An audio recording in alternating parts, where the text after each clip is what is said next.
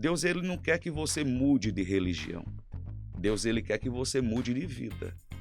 Deserto não é um destino. Deserto é apenas um momento necessário. O ser humano não tem outra forma de ser aperfeiçoado a não ser através do fogo das provações. Sem paz é impossível viver.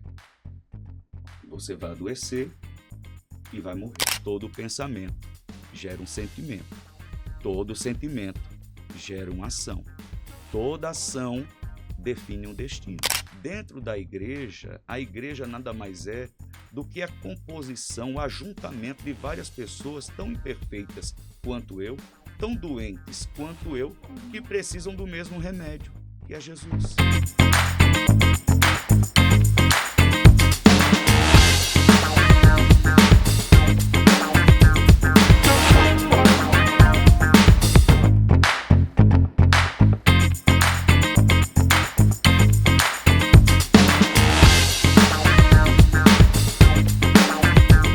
Hoje o TelaCast recebe um convidado muito especial. Ele une fé e propósito de um jeito único. Ele é fundador da Igreja Pura Fé, autor do livro Excelência e idealizador do evento de empreendedorismo Roadshow.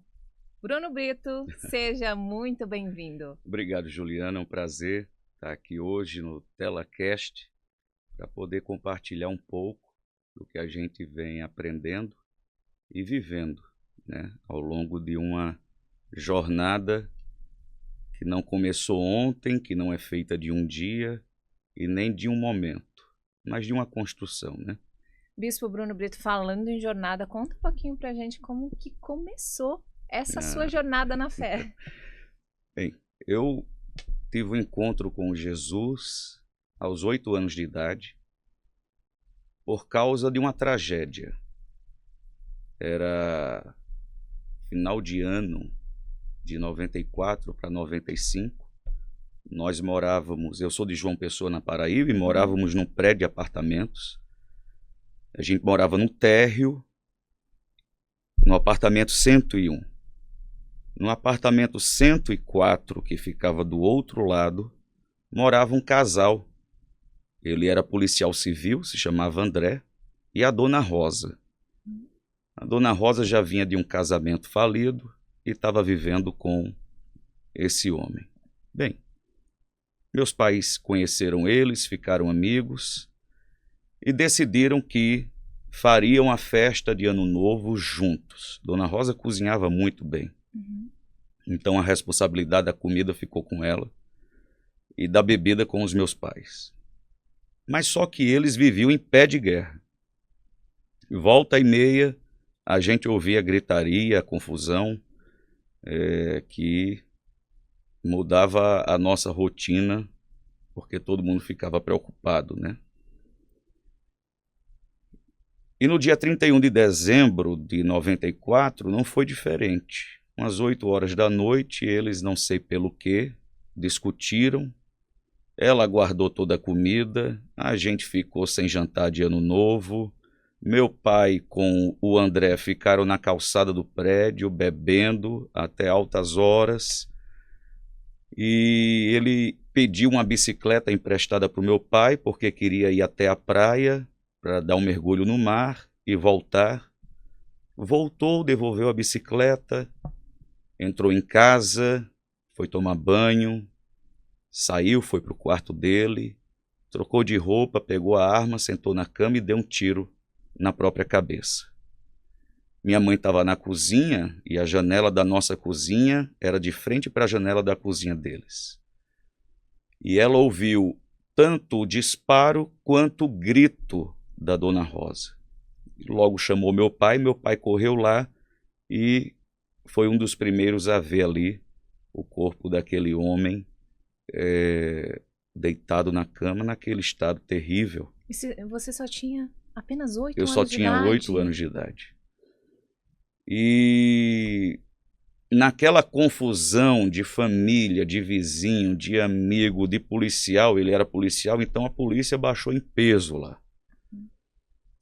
Uma outra vizinha do apartamento 105, Dona Dora, ela subiu uns degraus da escada, porque não tinha elevador, e ela falou muito alto, de forma que silenciou todo mundo, e disse assim: este é o fim de todo homem que não tem Deus no coração. Nossa, eu tô toda arrepiada.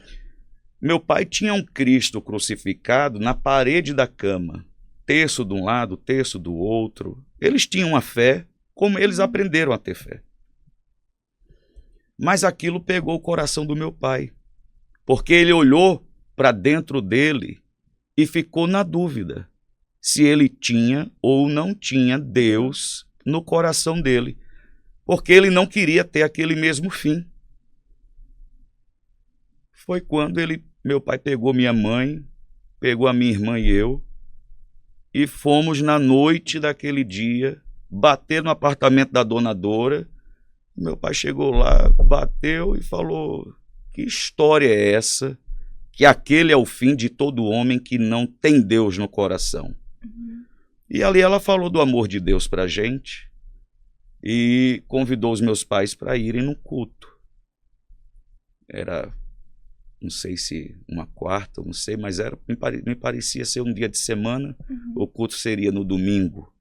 Nós tínhamos o hábito de todo final de semana irmos à praia. E no domingo de manhã não foi diferente. Fomos à praia e foi uma família de amigos dos meus pais junto. Meu pai e minha mãe compartilharam essa experiência, esse acontecimento. O casal, né, a família, ficou muito impressionada e disse: a gente está indo no culto hoje à noite. E eles disseram: a gente também quer ir, porque a gente não quer ter esse fim, né, que esse homem teve. Essa tragédia, ela tocou a família inteira. Tocou profundamente, tocou a outra família também. E naquele mesmo domingo à noite, nós éramos um tanto de gente que preenchemos um banco inteiro, né? Entre casais e crianças, preenchemos um banco da igreja inteiro.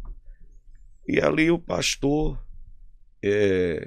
compartilhou a palavra, fez o apelo. Meu pai levantou a mão, minha mãe levantou a mão, o casal levantou a mão. Eu era menino, achava que estava distribuindo cachorro-quente, levantei a mão também.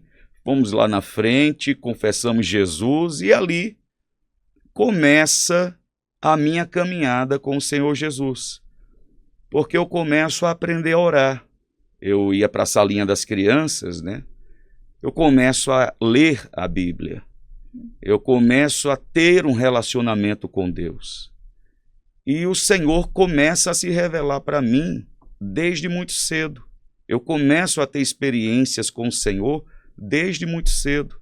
Aos 11 anos de idade, ele me enche com o Espírito Santo e confirma no meu coração o chamado para o ministério.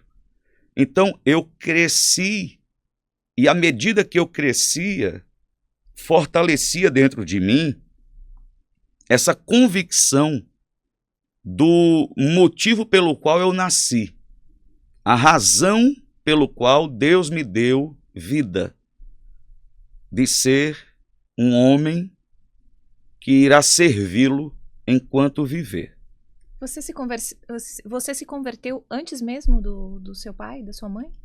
Foi nesse momento, né? Foi simultâneo, porque eu ia para a igreja com eles. Mas esse encontro com o Espírito Santo... Mas esse encontro com o Espírito Santo foi depois, foi aos 11 anos. Né? Quando eu começo a ir para a igreja, aos 8. Começo a conhecer Jesus, começo a me relacionar com Deus, começo a aprender a ler a Bíblia. Os meus pastores, eles eram muito aplicados e incentivavam muito a que a gente tivesse um relacionamento estreito, próximo, íntimo com Deus, e não somente uma religião. Essa é a grande questão que as pessoas, às vezes, elas não conseguem entender. Deus, ele não quer que você mude de religião. Deus, ele quer que você mude de vida. E é uma coisa muito diferente da outra. Você acha, bispo, que Deus muitas vezes ele permite o deserto na nossa vida? Para que a gente sem dúvida, evolua e tenha um encontro real com ele? O deserto é uma necessidade para o ser humano, por causa da dureza do nosso coração. O deserto é o único ambiente onde o nosso coração consegue amolecer. É onde a gente, às vezes, é sacudido para acordar da ilusão do mundo e se voltar para Deus. Então, talvez tem gente que está assistindo hoje a gente aqui e está enfrentando um momento como esse, de deserto, de uma provação intensa, que você não consegue enxergar uma perspectiva de mudança de cenário, de situação, de condição. Mas preste atenção, deserto não é um destino, deserto é apenas um momento necessário. E quanto mais você resistir ao processo que Deus quer começar na sua vida, mais doloroso será. É por isso que a gente deve quebrantar o coração, ficar no estado de humilhação, debaixo da mão de Deus, para que Ele possa nos conduzir para a nossa próxima fase, para a nossa próxima temporada, que com certeza será melhor do que essa. O que significa para você viver com propósito? É você entender a razão pela qual você existe. Tem muita gente que só existe, mas sem razão nenhuma. É por isso que hoje é tão fácil as pessoas gastarem tanto dinheiro com tanta coisa que não as ajuda, não alivia a angústia de permanecer vazio desse sentido, dessa razão de ser. Então, aos 11 anos, é gerado em mim essa convicção de que o Senhor estava me chamando para servi-lo. Enquanto eu crescia, essa convicção se fortalecia. Eu estudei numa escola que era focada em vestibular, era a primeira em aprovação na Federal da Paraíba, na Estadual, no ITA, não sei o que e tal. E todo mundo, os professores perguntavam para os alunos, você vai fazer o que no ensino médio, né? Você vai fazer o que? A engenharia, direito, arquitetura, medicina, odontologia. Bruno, e você? Não, eu estou doido para terminar isso aqui que eu vou para o seminário. Eu vou estudar teologia, eu vou me preparar, porque eu vou ser pastor. Desde muito pequeno, né? E na escola, eu era o conselheiro de todo mundo, do professor ao colega de classe. Os colegas desiludidos amorosamente ali naqueles relacionamentos de escola, né? Vinha se aconselhar, chorar as pitangas, os professores da mesma forma pediam oração. Então, eu fui crescendo e é isso que eu falo, propósito é essa razão que te possui, que você não tem inveja de quem está vivendo uma vida diferente da sua, de quem tem até uma condição diferente da sua, um resultado diferente do seu. Você está satisfeito porque você tem certeza de que você é quem você nasceu para ser e de que você está vivendo tudo aquilo que Deus planejou para a sua vida. A grande ilusão das pessoas a respeito de propósito é que elas pensam que propósito é uma imagem pronta. Não, propósito não é uma imagem pronta. Propósito é uma caixa cheia de peças de quebra-cabeça que Deus te entrega e diz, vai montar. E você vive o resto da vida montando aquilo. Quando você começa a ter uma visão clara a respeito da imagem daquele quebra-cabeça, Deus ele vem com outro e te entrega outro maior ainda. Então, propósito é isso. Você precisa juntar uma coisa com a outra para você poder entender, não é descobrir, é entender quem você é. Porque propósito não tem a ver com aquilo que eu faço, tem a ver com quem eu sou, tem a ver com identidade. Quem você é? A partir dessa descoberta, desse entendimento, você vai desenvolver uma trajetória. Bispo, por que os escolhidos eles passam por tantas provações? Para ninguém ter dúvida de que eles são escolhidos, né? Os escolhidos, eles não são privilegiados. Muito pelo contrário, né?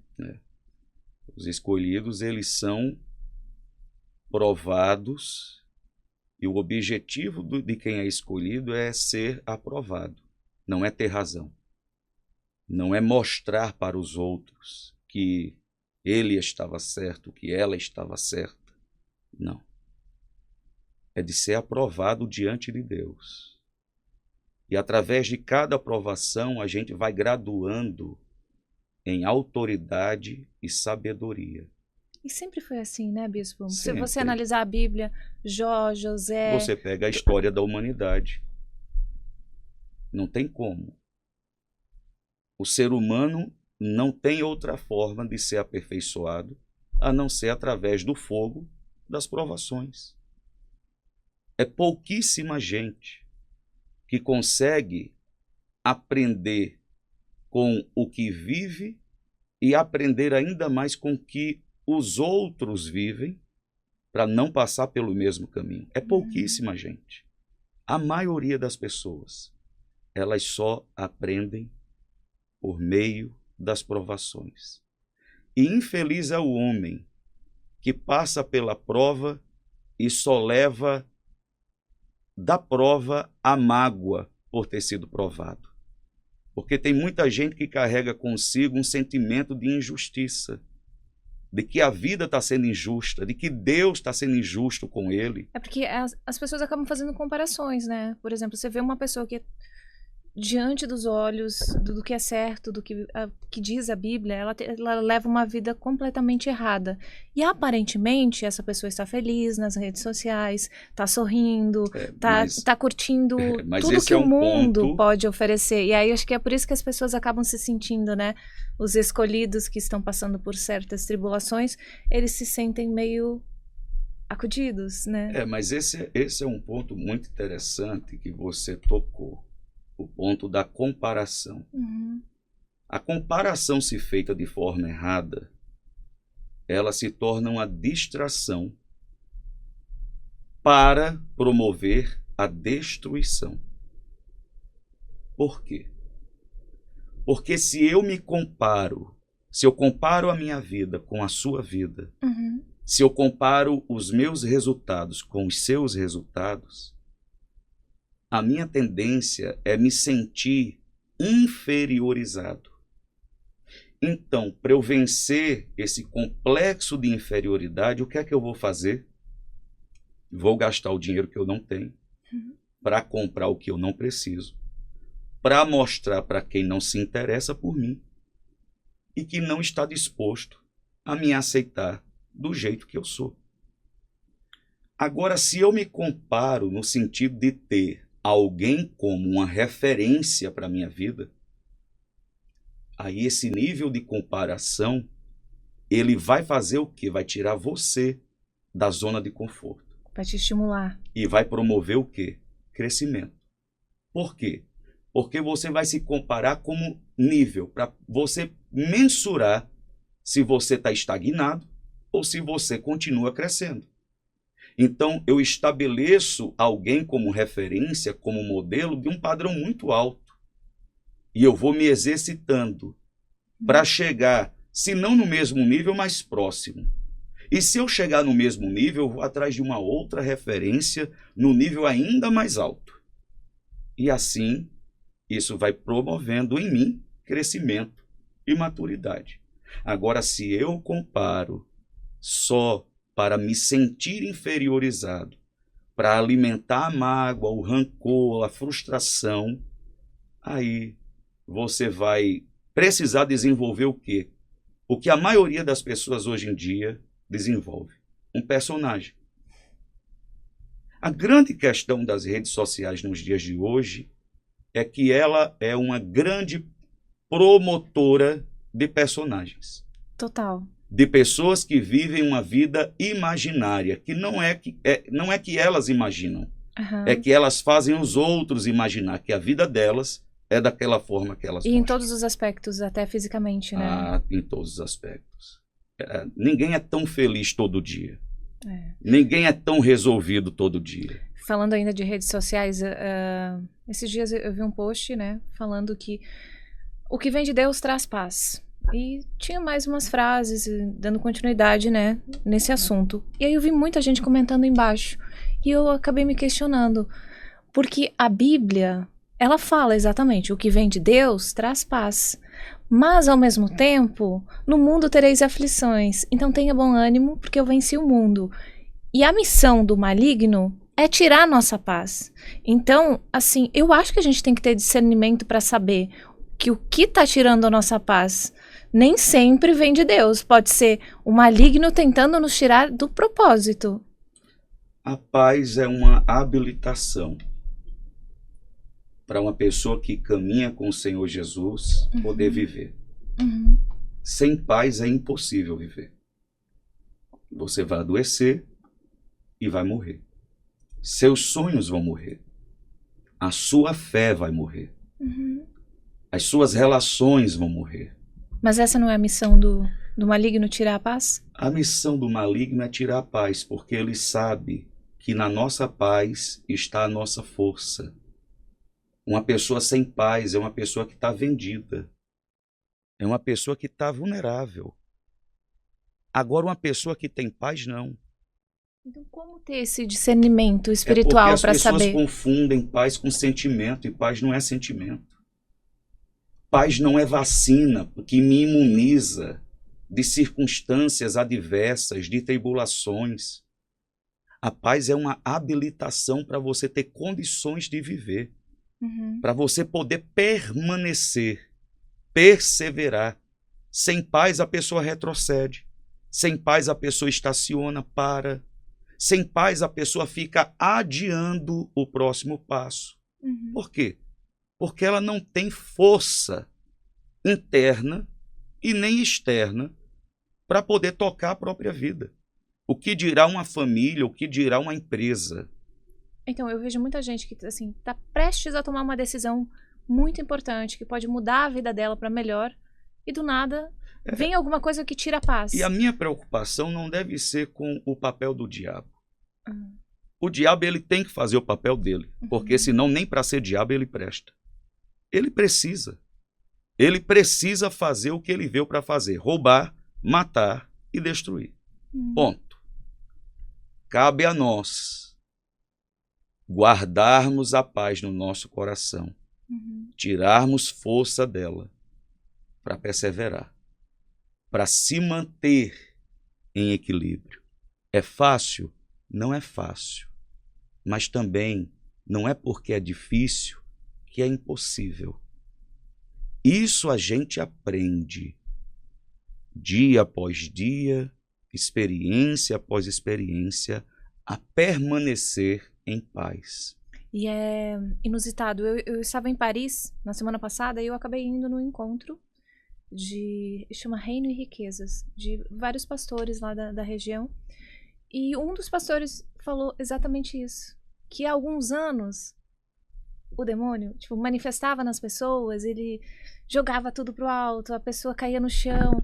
Agora não, diz que agora o foco mesmo é atacar a mente. Então, ele deu esse exemplo. Foi aí que eu fiz essa associação. É interessante esse ponto de vista, porque realmente, antigamente, era mais comum do que hoje vermos manifestações demoníacas no ambiente do culto, num aconselhamento, numa visita, etc. Então, tudo era o diabo, tudo era demônio, tudo era uma questão espiritual. É porque alguém tinha feito um trabalho, uma macumba, uma feitiçaria, lançado uma praga, uma maldição. O tempo passa e tudo agora é uma síndrome. É uma crise de ansiedade, é uma síndrome do pânico, é uma depressão. Não estou ignorando nada disso. Não estou invalidando a vida de ninguém que passa por isso. Eu sei o quanto isso é difícil, por tantas pessoas que eu acompanho e atendo. Só que deixou tudo aquilo que era espiritual, deixou de ser espiritual e passou a ser somente emocional. A Joyce Meyer escreve um livro dizendo que a mente é o campo de batalha, onde a batalha acontece. Satanás, ele vai atacar exatamente na mente. Por quê? Porque ele sabe que se você conseguir renovar o seu entendimento, você vai mudar de vida. E qual é a maior dificuldade das pessoas e por que hoje as pessoas pagam tão caro para ter uma mentoria com coach, que é professor de nada, que aprendeu com ninguém, que não tem resultado nenhum. E muitas vezes é a pessoa mais machucada que tem e prega uma coisa e faz outra. Exatamente. Porque as pessoas elas estão nesse nível de carência por causa dessa realidade, desse ataque na mente, dessa batalha interna, que elas não sabem mais o que fazer. E que a paz vem para resolver isso. Resolver problemas da minha identidade, problemas de aceitação, problemas com os meus familiares, que eu acho que o outro é preferido, me sinto preterido. Tantas outras questões que a gente vai levando para todas as áreas da nossa vida, para a área acadêmica, para a área profissional, para níveis de relacionamento de amizade, e você não consegue conservar amizade, você até começa bem, mas não consegue conservar, você até começa bem no trabalho, mas a sua questão comportamental não são nem seus resultados. O que hoje é a maior causa de demissão não é a falta de resultado, são questões comportamentais de pessoas que não conseguem evoluir, de pessoas que tornam o ambiente pesado, tóxico, que não conseguem conservar a saúde no relacionamento com os seus pares, com os seus superiores e com os seus subordinados. Isso é muito problema na mente, né? Isso é tudo problema na mente. É por isso que o apóstolo Paulo diz o quê? Transformai-vos pela renovação do vosso entendimento. Eu preciso passar a pensar no que eu estou pensando. Porque se eu não pensar no que eu estou pensando, eu vou agregar qualquer pensamento que vier na minha mente. E todo pensamento gera um sentimento. Todo sentimento gera uma ação. Toda ação define um destino. A gente precisa ter cuidado com isso. Bispo, e para quem está nos assistindo, como que faz para ter essa conexão com Deus, para ter essa intimidade com Deus? É tão simples que as pessoas não acreditam. Porque é assim, eu não te conhecia. Te conheci faz alguns minutos. Uhum. Mas a gente começou a se conhecer como? Conversando. Ah, você é de onde? Veio para cá fazer o quê? E tem quantos anos? E faz o quê? E estava onde? E está indo para onde? Conversando. Deus é uma pessoa, Deus não é um personagem religioso. Deus é uma pessoa. Ele está aqui. Enquanto a gente está aqui conversando, ele está aqui. Enquanto alguém está assistindo a gente, a presença de Deus está tanto lá quanto aqui. Agora, a pessoa ela não ousa ir além daquilo que lhe foi ensinado. A pessoa não ousa de abrir o coração e falar com quem conhece você de todos os modos e de forma profunda. A gente prefere um ritual, uma cerimônia, porque a gente preserva a distância. Deus não quer distância. Se ele quisesse distância de mim, ele não tinha enviado Jesus. Ele envia Jesus. Jesus abre um novo e vivo caminho até a presença do Pai. E a Bíblia diz para nós acessarmos esse lugar da presença com confiança. Essa confiança muitas vezes é confrontada pelo sentimento de culpa que domina o nosso coração. Pelo sentimento de que eu não sou digno, realmente eu não sou. É por isso que eu vou pelos méritos de Cristo. Por Jesus é que eu tenho condições de acessar esse lugar. Ele me autorizou a entrar nesse ambiente da presença. Então, para você ter um relacionamento com Deus, você precisa conversar com Deus. E você precisa ouvir a Deus também. Como é que eu ouço a Deus? Se eu falo com Deus através da oração, e o que é oração? A oração não é um conjunto de palavras bonitas, que combinam, que rimam, Palavras decoradas. nem é impostação de voz, mas é Pai. Meu coração hoje está assim. Me ajuda. Chama ele eu na estou intimidade. Cansado, estou sem força, estou com medo. Pai, eu te agradeço. Que coisa maravilhosa. Senhor, eu posso não ter tudo que eu gostaria de ter, mas tudo o que eu preciso, o Senhor está provendo. Obrigado, Jesus. Obrigado por tua graça, pelo perdão dos pecados. E como é que eu ouço a Deus? Através da Bíblia, através da palavra. Muitas pessoas param, leem um dia, leem 2 dias, no terceiro dia já considera aquela leitura enfadonha, cansativa, já considera o texto bíblico complexo, realmente é, quando entra em parte de genealogia, de matança, de que fulano matou Beltrano e tal, a gente fica com a cabeça perturbada com tudo aquilo, mas é como você aprender um novo idioma. Se eu saio daqui, eu sou lá de João Pessoa, nasci aqui, sou natural aqui do Brasil, vou morar lá na Alemanha, não sei falar nada em alemão. Se eu ouvir um alemão falando aqui, não vou entender nada. Mas vou passar a primeira semana, o primeiro mês, o primeiro ano.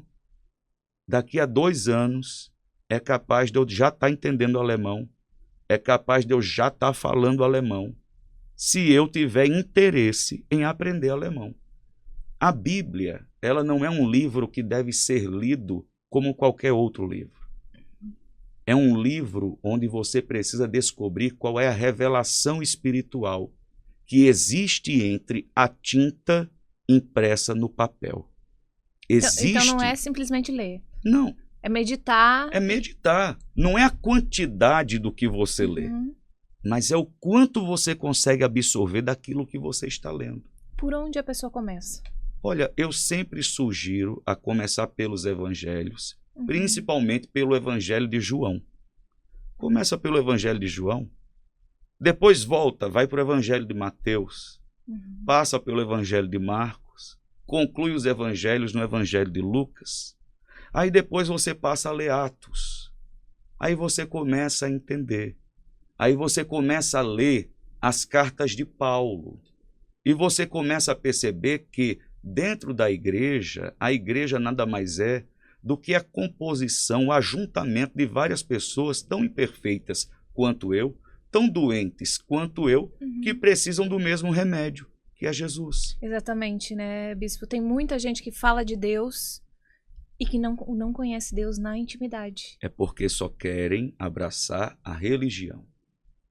É mais fácil abraçar a religião do que manter um relacionamento. Porque muitas vezes Deus te dá o poder da palavra. A pessoa é culturalmente evoluída, sabe do que está falando, mas nem sempre põe em prática isso na própria vida, né? E quando não existe essa coerência entre o que se vive e o que se fala, é onde a gente começa a tornar o evangelho desacreditado. Porque as pessoas falam, mas ele fala uma coisa e vive de outra forma. Como é que é isso? Por isso que tem muita gente que se afasta também, né? Exatamente. Acaba caindo. Exatamente. Só que isso também não deve ser desculpa para a gente se afastar. Porque o autor aos Hebreus diz que nós devemos manter, não é só olhar, mas é manter o olhar fixo numa pessoa. Só. Jesus, que é o autor e o consumador da nossa fé. Até porque a Bíblia também nos fala sobre os falsos profetas, né? Exatamente. E hoje em dia as pessoas elas estão compondo para si mesmo um novo evangelho que em nada tem a ver com o evangelho de Cristo. O evangelho de Cristo passa necessariamente pela cruz, pelo Calvário, pela vergonha e pelo sofrimento. O evangelho de Cristo não é um convite para você passear pelos corredores de um shopping. Não é um convite para um final de semana numa praia do Nordeste. Muito pelo contrário, é um O convite pra Evangelho de luta, né? Cristo é um convite a cada um escolher morrer para si, para poder viver para Ele. E isso não é tão simples, é uma entrega diária, né? É uma entrega diária. É muito simples, mas apesar de ser simples, é poderoso. A gente é que complica. A gente acha que tem que ter uma coisa a mais. Não, não tem que ter nada. E a gente consegue essa proteção espiritual para não ter nenhum ataque, é só justamente com essa entrega definitiva, né? É porque Deus, ele não é somente um beneficiário. Deus não é... O céu não é um programa social de benefícios, sabe? As pessoas querem a proteção de Deus, mas não querem se relacionar com Deus. Eu uso sempre essa história de que nós estávamos indo para o culto. Eu era criança. Meu pai era lutador de armas marciais, taekwondo, karatê, sei lá. E eu nunca tive nenhum talento para isso. Mas, por causa dessa história do meu pai, eu confiava muito nele, né? Ele era muito forte, tal, jovem. E eu lembro que nós não tínhamos carro na época, então íamos para a igreja a pé. Indo para a igreja a pé, no caminho para a igreja tinha um bar. E, à medida que a gente foi se aproximando, meu pai foi percebendo que estava acontecendo uma briga no bar. Ele falou o seguinte: todo mundo para trás de mim. E ele foi na frente, para que, se alguma coisa acontecesse, nada atingia a gente. Mas por que ele disse todo mundo para trás de mim e eu pude contar com a proteção dele? Porque eu estava caminhando com ele. Porque eu estava com ele. Como é que eu vou ter a proteção de Deus se eu não tenho Deus? Não, mas eu tenho Deus. Todo mundo diz que tem Deus. Não, não tem. Não é, pelo menos não é isso que a Bíblia diz. Isso é o que a sociedade diz. Mas entre o que o povo diz e o que a Bíblia diz, há uma distância muito grande. E Deus quer o seu coração, né? É claro. E tem muita gente que busca Deus só pelo entendimento. Eu preciso crer e eu preciso entender. Crer é necessário, mas não é suficiente.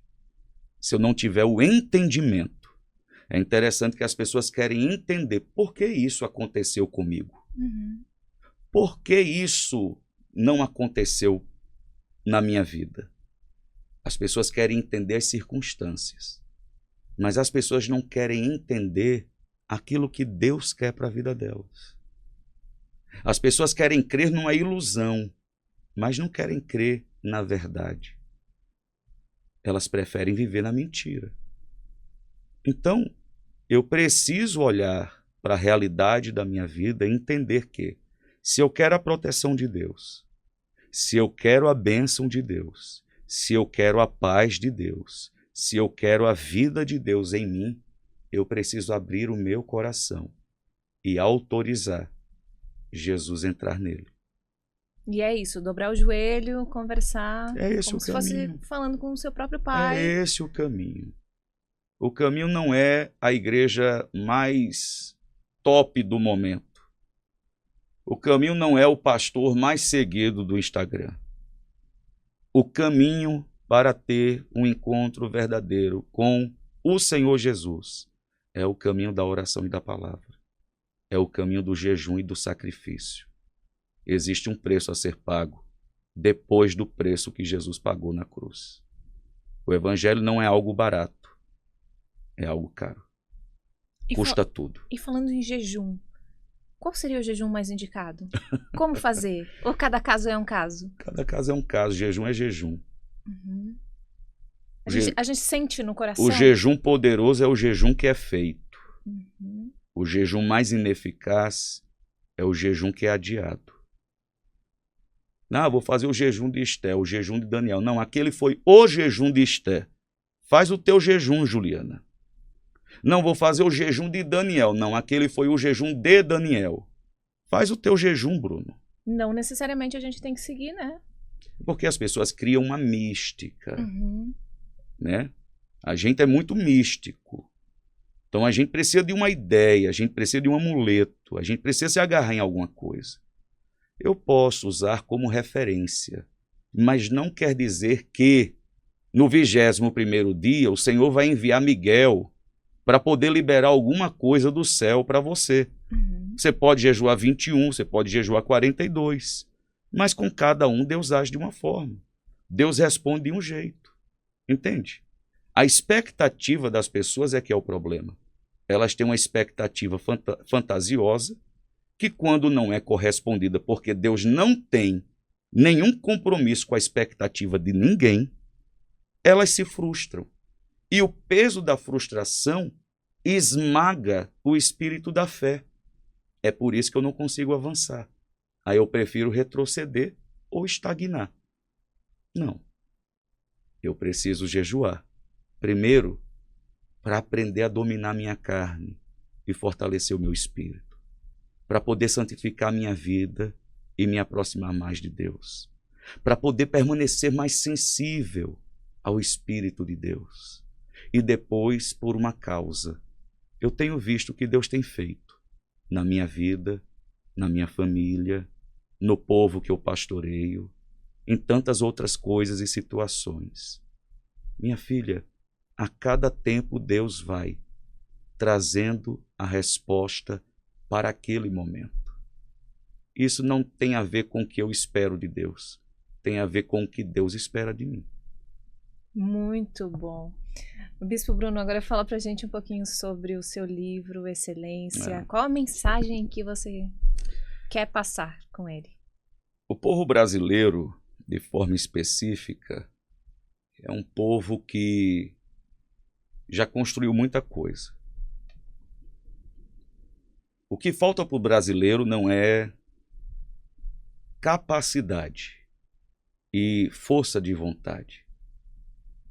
O que falta para o brasileiro é excelência, é fazer as coisas uma vez só, é trabalhar sem a necessidade do trabalho ser refeito. E isso é em tudo. Eu defino excelência como sendo a medida humana da perfeição que é exclusiva do divino. As pessoas vivem em busca da perfeição? Não. Isso é inalcançável. A medida possível para mim chama-se excelência. O antônimo de excelência é a mediocridade. É viver aquém do que eu poderia ser, do que eu deveria estar vivendo, né? Então, as pessoas elas têm o prazer de pagar duas vezes para ter o resultado que poderia ter na primeira vez. Mas qual é a grande questão? É que as pessoas elas desenvolvem mais o perfeccionismo do que a excelência, porque a excelência ela não se limita somente à forma como eu faço o que faço. Antes da excelência ser característica daquilo que eu faço, ela é característica de quem eu sou. Tem a ver com quem eu sou. Porque se eu só faço uma coisa de forma bem feita, mas eu não sou, eu sou, na verdade, uma farsa. Porque as pessoas associam a forma como eu faço com quem eu sou. A forma como eu faço me dá credibilidade. Mas as pessoas estão acreditando em alguém de verdade ou em alguém que não existe? Aí eu costumo dizer que a excelência começa onde? Começa na depilação do sabonete. Sabe o sabonete? Uhum. A pessoa toma banho e ela não se preocupa de deixar o sabonete o que limpo, sem pelo do corpo, sem cabelo e sem a espuma. Lava o sabonete, não custa. Antes de colocar na saboneteira, passar na água para poder guardá-lo, para poder colocar no lugar devido. A pessoa sai do box depois do banho e eu não sei o que é que acontece, ela tem um ataque de epilepsia ou uma manifestação demoníaca, ela embola aquele tapetinho ali do box. Molha o banheiro inteiro. Molha o banheiro inteiro e ela não se preocupa de deixar o tapetinho esticado. Eu, por exemplo, tenho gente que trabalha lá em casa limpando o banheiro, o quarto e fazendo tudo. Mas eu e a minha esposa, Vanessa, a quem amo e admiro de todo o meu coração, a gente não importa se é em casa ou no hotel, em qualquer lugar do mundo, ou na casa de alguém. Assim que a gente levanta da nossa cama, a primeira coisa que a gente faz, a gente dorme com cada um com 2 travesseiros. Um travesseiro para a cabeça, outro travesseiro para colocar no meio das pernas. A gente organiza os travesseiros na cama. E a gente pega o lençol e estica o lençol e dá uma dobra no lençol para a cama poder tomar um ar, respirar, e quem vier arrumar a cama poder encontrar um quarto minimamente organizado. Eu faço isso também. Excelência não é perfeccionismo, porque eu não faço para ser visto. Eu não faço para ser reconhecido. Eu faço porque eu não sei viver de outra forma, porque eu sou assim. A pessoa escova os dentes e suja o espelho inteiro e deixa a pia suja. Gente, que custa? Isso é reflexo do que essa pessoa é Claro. em todos os aspectos da vida, Claro. inclusive no espiritual? Claro. Não só no espiritual, no emocional, no financeiro, no profissional, em tudo. Quem eu sou. O problema não é o outro, é quem eu sou. O problema não é porque eu não tenho o que eu preciso ter. O problema sou eu. Então, normalmente a pessoa que é muito bagunçada, desorganizada, a casa toda, tipo, come, deixa os pratos lá, não organiza nada, isso é reflexo do que ela vive em todos os aspectos. Eu não tenho nenhuma dúvida. E eu duvido alguém comprovar de forma contrária a isso. Não tem como você ser uma pessoa excelente e viver uma vida nessa condição. Você não consegue, porque minha vida é muito corrida. Não, gente, mas eu não estou falando de faxina, não. O mínimo, né? Eu estou falando de coisas que, entendeu? Está no seu alcance. E que se você não vai se atentando a isso, lá no meu Instagram, eu posso falar do meu Instagram aqui, @Bispo Bruno Brito, me segue lá. Lá no meu Instagram eu faço uns videozinhos disso, da depilação do sabonete, de colocar a roupa no cesto. Foi o que eu postei agora recentemente. Que não vai tomar muito seu tempo, né? Não, tem gente que pega, vai arrancando a roupa e vai jogando. Em todo canto se da caiu casa. dentro do cesto, caiu. Se caiu fora, caiu. A pessoa deixa lá. Ou que não arruma a cama, em hipótese alguma, sai e volta para deitar. Pega a roupa, eu vou chegar em casa hoje, vou tirar essa roupa aqui e eu vou colocar a calça, vou colocar a camisa, a meia, a cueca, vou enrolar e vou colocar dentro do cesto. São hábitos simples que fazem total diferença no seu dia a dia, né? Exatamente. Fortalece um caráter resolvido, entendeu? Redefine uma identidade. Eu não tive aula de etiqueta. Eu não fiz curso para saber fazer como faço e viver da forma como vivo. Mas teve uma boa criação. Eu tive uma excelente criação, apesar da nossa condição ser mínima. É por isso que no livro também eu defendo que riqueza e prosperidade, e da mesma forma pobreza e miséria, não são sinônimos. Eu já vi muito rico miserável. Eu já vi muito pobre próspero. E falando em riqueza, tem muita gente que deposita a felicidade 100% na riqueza. O dia que eu conquistar não sei quantos milhões, eu vou ser muito feliz. Mas aí quando chega lá, conquistou mais do que o expectativa. Cresce. Conquistou mais do que tinha expectativa e não resolveu a questão interna. Esse vazio só se resolve com... Não, porque dinheiro paga boleto. Dinheiro não resolve dívida emocional. Concordo. Dinheiro não quita débitos da alma. Entende? Débitos da alma são quitados através da comunhão com Deus e resolvendo questões com pessoas. Então, para equilibrar essa busca por resultados, tanto na vida pessoal, no trabalho, com a vida espiritual, é isso, essa busca diária por busca Deus. Diária. Não tem segredo. A pessoa, você pode ser empresário, funcionário público, de instituição privada, ser líder, subordinado, seja você quem for, faça o que você fizer, não interessa. Essa é uma realidade para qualquer nível da sociedade. Isso é necessário, é uma necessidade. É que nem uma pessoa que começa a fazer um tratamento por remédio controlado. Não pode passar um dia sem tomar, porque senão descompensa tudo. Bispo, agora vamos falar um pouquinho sobre o seu evento, o Roadshow, que une empreendedorismo com espiritualidade, né? O Roadshow nasceu de um desejo de poder pastorear o coração dos empresários e dos empreendedores. Uhum. Eu ouvi meu amigo Tiago Brunet um dia falar que essa década de 2020 até 2030 seria a década do empreendedorismo. E eu fiquei com aquilo na cabeça e estava pensando em como alcançar o coração dos empresários sem necessariamente fazer mais um culto e dar para aquele culto o nome de culto de empresários. Uhum. O filho da minha esposa, o José Antônio, ele lidera uma instituição financeira e ele estava fazendo um roadshow para poder abrir capital. E eu perguntei o que é roadshow. Uhum. E ele falou, é a gente poder falar a respeito do negócio para poder levantar crédito, né, investidores que vão comprar as ações para a gente poder abrir capital na Bolsa de Valores. Eu disse, roadshow. Roadshow. Roadshow é um bom nome. Uhum.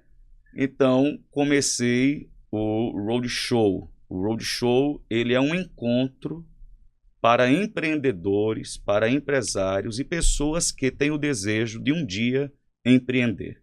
Falar de negócios é também falar de fé, né, Bispo? Não tem como empreender sem fé. Não. Todo visionário não tem somente uma visão, precisa ter um espírito de fé também.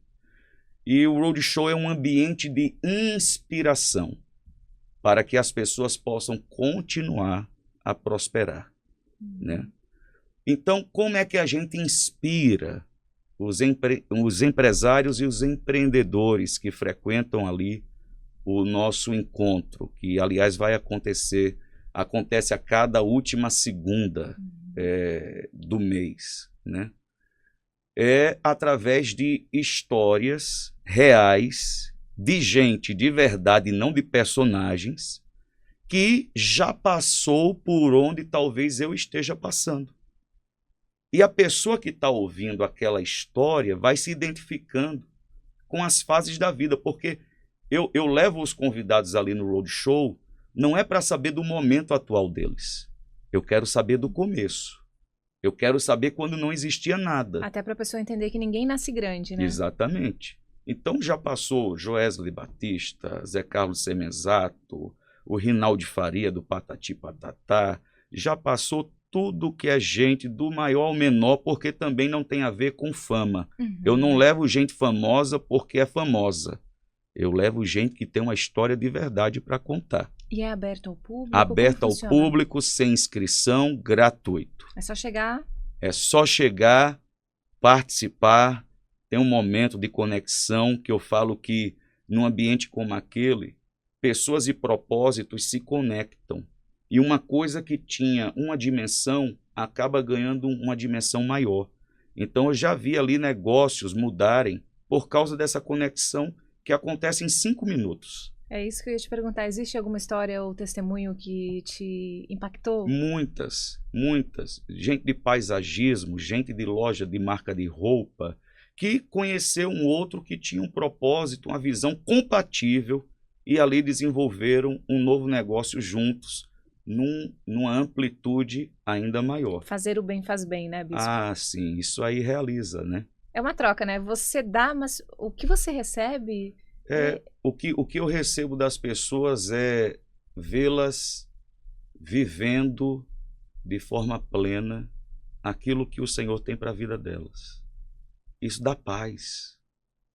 Isso não tem dinheiro que paga isso. Entende? Uhum.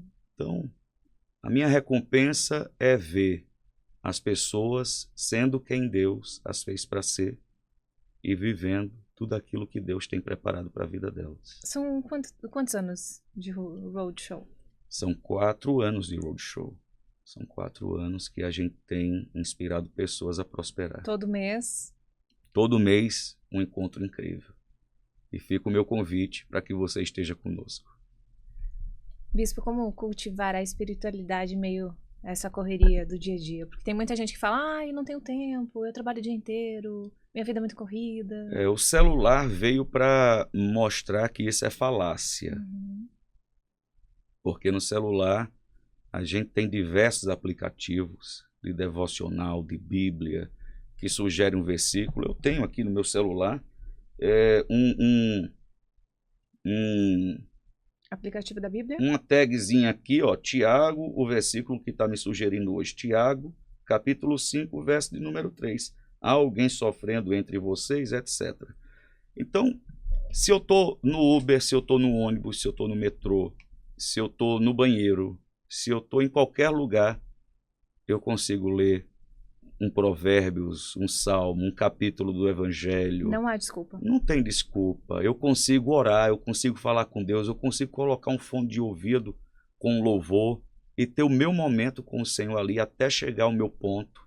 Entendeu? Então, eu preciso descomplicar as coisas. A pessoa acha que precisa ter um lugar especial, uma hora especial. Não. Não necessariamente, não. Né? A melhor hora é a hora que você tem. É a hora que você faz. É a hora que você abre seu coração. Essa é a melhor hora. A hora que Deus mais escuta, qual é a hora, bispo? É de madrugada? Não. É a hora que você fala com Ele. Essa é a hora que Ele mais escuta. Muito bom. E, bispo, você concorda com essa frase? Não dê acesso a quem não te dá destino? Concordo. Concordo, mas às vezes somos nós que daremos destino para quem não tem destino. Muito bom. Entende? Porque eu não usufruo somente para mim. Eu vivo para servir. E a Bíblia diz que maior é aquele que serve. Às vezes a pessoa ela quer se servir de todos os relacionamentos com intencionalidade e interesse, mas nunca está disposta e disponível para ajudar ninguém. Eu não confio em gente desse tipo. Eu não confio em gente que, quando precisou, teve uma mão estendida, mas quando foi a hora de estender a mão, ela virou as costas. Ela expôs a vergonha da pessoa. Sempre observar, então, as ações. Eu preciso selecionar bem. Eu preciso selecionar. A minha responsabilidade é de amar a todos, mas eu não sento com todos à minha mesa. Eu não levo todos à minha casa. Entende? Jesus, ele tinha uma multidão, ele tinha os 70, ele tinha os 12, ele tinha 3 e 1. Então, eu preciso saber quem pertence a qual grupo. A multidão, os 70, os 12, 3 e 1. E isso se vale para todos os aspectos da nossa vida, né? Até mesmo na hora de você escolher o seu parceiro de vida. Principalmente. Principalmente, né? O meu 1 hoje é a minha esposa. É a mulher com quem eu vivo, é a mulher que Deus me deu. Qual que é o essencial que a pessoa tem que ficar super atenta antes de fazer essa aliança? Você veja uma coisa muito importante. É quando ela tem a oportunidade de exercer a misericórdia. E ela escolhe não exercer. Ela escolhe acrescentar perversidade. Ela escolhe agravar o que já é grave. Nós devemos ser amigos da misericórdia. Porque todos nós um dia precisaremos dela. A gente não pode aceitar esse tipo de gente na nossa mesa.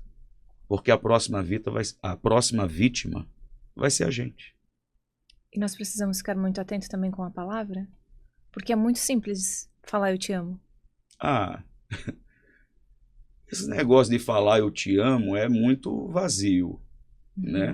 Porque eu te amo não é uma declaração, deve ser uma atitude, né? Não pode ser uma palavra. É uma disposição de pagar o preço que for necessário por aquela pessoa. Foi o que Deus fez.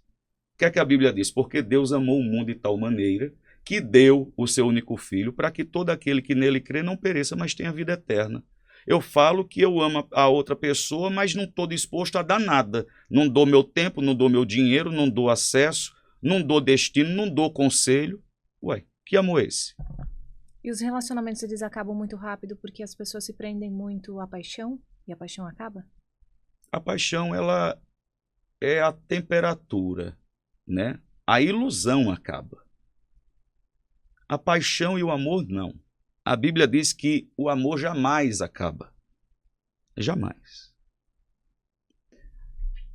A paixão é uma coisa que, se você não tiver cuidado com a rotina, ela pode acabar. Mas a ilusão, ela deve acabar. Porque quando você passa a conviver com a realidade de quem o outro é, aí é onde o amor se torna necessário. Porque o amor, e somente o amor, me capacita, me habilita a receber não quem eu quero que a outra pessoa seja, mas quem de fato ela é. Apesar de tudo aquilo que não me agrada, de tudo aquilo que é contrário ao que eu esperava. É isso. Os relacionamentos, então, eles acabam muito rápido porque as pessoas se prendem muito nessa ilusão momentânea. Não, as pessoas hoje, elas são amantes de si mesmas. Muito bom. Eu não conhecia isso. Elas são amantes de si. Elas têm quase nenhuma disposição de amar verdadeiramente a outra pessoa. De se sacrificar por aquela outra pessoa. Amor tem a ver com isso. Né? Então, eu acho que o grande índice de divórcio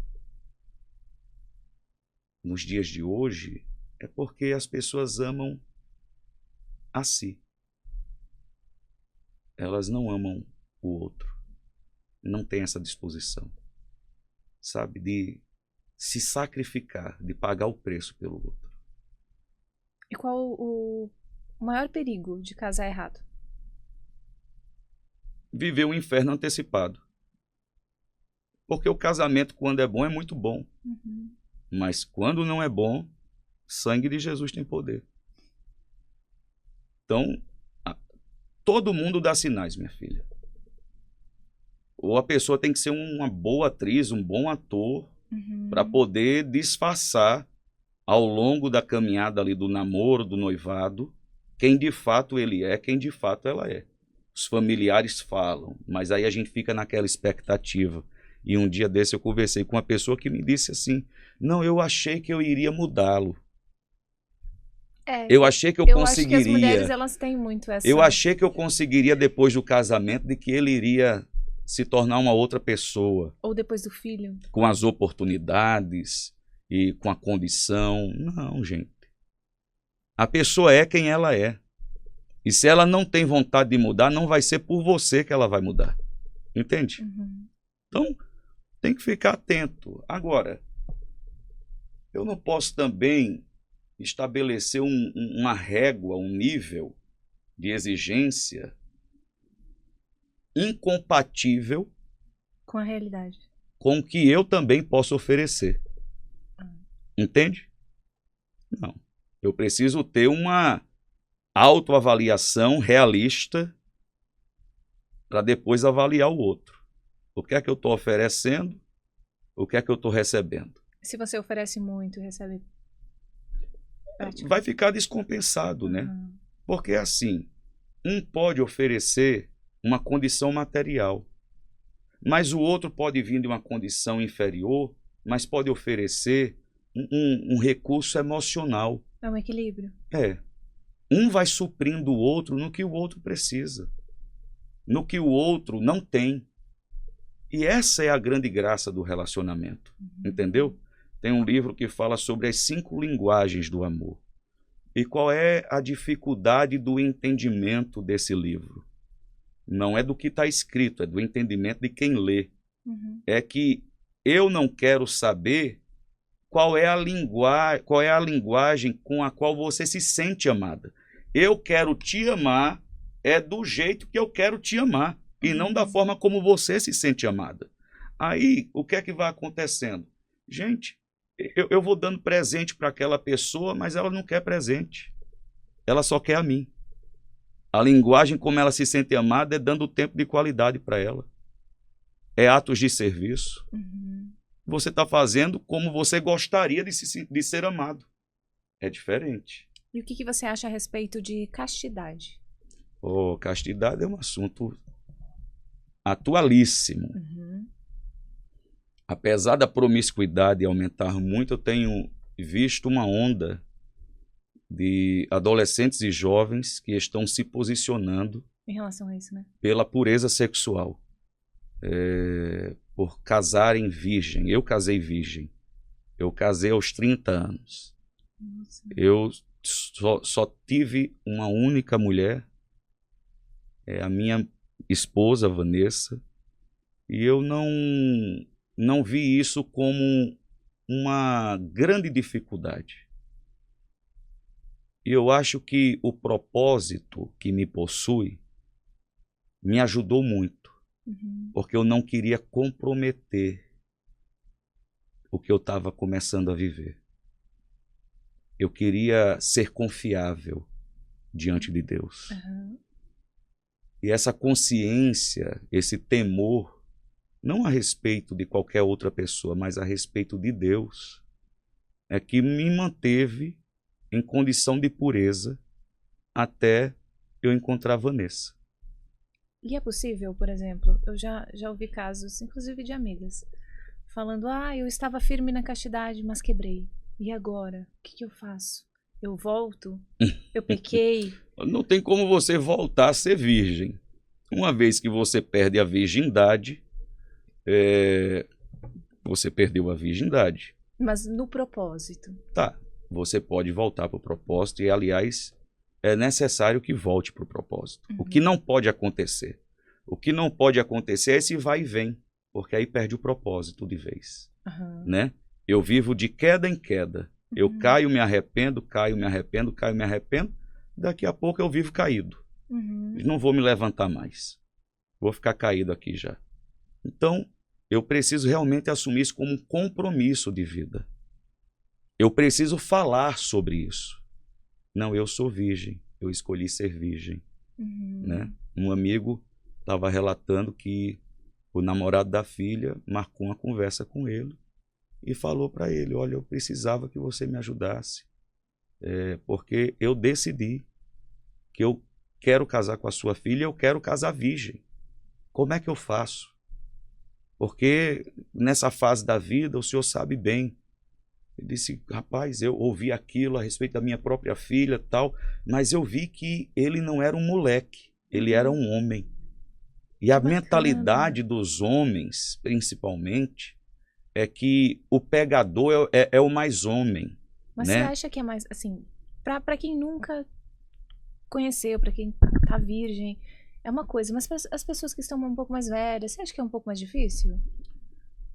É difícil, de escolha? É difícil, mas não é impossível. É difícil por quê? Porque quanto mais você tem atividade sexual, mais você tem o desejo de ter. Você vai ter que interromper essa atividade e se posicionar, assumindo um compromisso de alto nível. Pronto. A partir de hoje, é daqui para frente. Para trás eu não tenho como mudar, mas daqui para frente eu assumo um compromisso de pureza. Pronto. E quando você assume esse compromisso, não é só em relação ao ato, mas é em todos os aspectos. Não, desenvolver relacionamento baseado em pureza. Não, porque tem muita gente que procura outra válvula de escape. Pornografia, Sim. por exemplo. A pessoa precisa estar consciente de que não é isso. Qualquer tipo de conteúdo, qualquer tipo de relacionamento que fira o princípio da pureza vai tornar você impuro. Então, eu preciso consumir coisas que vão fortalecer o princípio da pureza, que vão me ajudar a me manter puro. Paulo escreveu dizendo, tudo aquilo que for puro, tudo aquilo que for aceitável, tudo aquilo que for de boa fama, que seja isso que ocupe a vossa mente. Porque se eu alimentar minha mente com pornografia, com vídeo indecente, com palavras que são indecentes, eu vou o quê? Fortalecer a impureza. E aí, quando chegar a tentação, eu não vou ter o quê? Condições de resistir. Entende? Você acredita que o cristão ele segue na contramão do mundo? Cristo só tem uma direção. E não é a mesma direção do mundo. Porque o mundo prega facilidade. E todo seguidor do Senhor Jesus vai enxergar que ele está indo na direção contrária a que todo mundo está indo. Não, mas todo mundo faz. Não, mas todo mundo prova. E é normal se sentir sozinho nessa direção contrária? É normal, e é aí onde a gente se perde, né? Eu me lembro que eu saía de casa para ir para a igreja na adolescência, arrumado para o culto, com a Bíblia na mão. Uhum. E os meus colegas ali da rua onde eu morava me zoavam. Ó o irmão, ó o pastor. Eu vi aquilo, obviamente não gostava, mas seguia reto. Eu saí de João Pessoa, fui estudar em Campinas, fui pastorear em Curitiba. Voltei um dia de férias lá na casa dos meus pais em João Pessoa. Uhum. Onde os meus amigos estavam? Na mesma calçada, da mesma rua, vivendo a mesma vida. Ninguém é obrigado a caminhar pelo mesmo caminho que você. Uhum. Você só não pode desistir do seu caminho, porque os outros não querem te seguir. Siga você. Não olhar para trás e nem para o lado. Não. Seguir uma única direção. Eu fiz essa escolha. Independente de quem for comigo, o que eu sei é que eu estou indo. Ponto. E a Bíblia nos ensina muita coisa, né, Bispo? A Principalmente Bíblia- em Salmos e Provérbios. A Bíblia é uma caixinha de surpresa. É uma fonte inesgotável. Cada dia que eu leio a palavra, e eu já leio há décadas, o mesmo texto fala comigo de diversas formas diferentes, né? Essa é a graça de você se relacionar com Deus que é vivo. Uhum. Aquele texto não é só um texto. Existe algo. Que toca. Existe algo que vem para dentro de você. Existe algo que te fortalece, que te lava, que te cura, que te liberta. Por que é tão difícil manter a fé? Se Deus fala na Bíblia que se você tiver a fé do tamanho de um grão de mostarda, a sua realidade pode mudar. E por que é tão difícil de manter? O grão de mostarda é uma coisa muito interessante, porque o grão de mostarda, ele só obedece, depois de plantado, as fases que ele tem que obedecer. A germinação, o crescimento, o desenvolvimento, até florescer e frutificar. Qual é o nosso grande problema? Por que a gente não mantém a nossa fé? Porque a gente não tem disposição de confiar, de descansar em Deus. Não é fácil, mas é possível. Principalmente quando você está no Eu deserto. quero né? as coisas do meu jeito, na minha hora. Não, eu vou dar um jeito de ser. Não, a gente confia mais nos nossos recursos do que em Deus. Não. Deus honra a fé. Deus não honra impaciência nem pressa. A fé envolve confiança, entrega e descanso. A Bíblia diz que sem fé é impossível agradar a Deus. E todo aquele que dele se aproxima precisa crer que ele existe e que ele recompensa todo aquele que o busca. Nossa, que lindo! Bispo, se pudesse deixar uma mensagem inspiradora, qual seria para a gente encerrar sobre fé, propósito e excelência? A maior graça da vida é você ser de verdade e não um personagem uma farsa, uma fantasia e uma ilusão. Porque a verdade é a única coisa que permanece.